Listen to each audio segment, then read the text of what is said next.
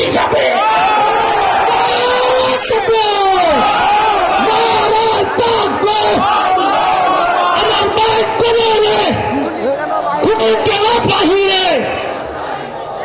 কথাবার্তা পরিষ্কার ভালো।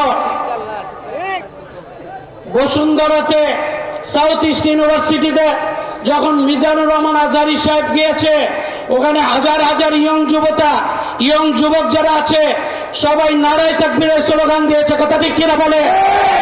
বাংলাদেশে এমন দলের অভাব নাই যারা নারায়ে তাকবীরের স্লোগানকে জঙ্গিবাদী বলে। কথা ঠিক কিনা বলে? তাদেরকে এবার বয়কট করতেই হবে। আমার কথা একমত হাত তুলে দেখা। নারায়ে তাকবীর, নারায়ে তাকবীর। আল্লাহ কবুল করো, বলেন আমিন। মৃত্যু পর্যন্ত নারায়ে তাকবীরের স্লোগান দিয়ে যাব, ঠিক কিনা বলে?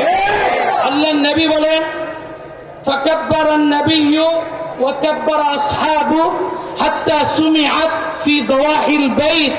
ওমর রাদিয়াল্লাহু তাআলা যখন কালিমা পড়ছেন, আল্লাহর নবী তাকবীর দিয়েছে, সাহাবায়ে কেরাম 40 জন একসাথে নারায়ে তাকবীরের স্লোগান দিয়েছে।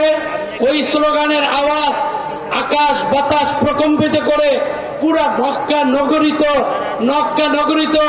নগরীর মধ্যে প্রকম্পিত হয়েছে। বলেন না সুবহানাল্লাহ।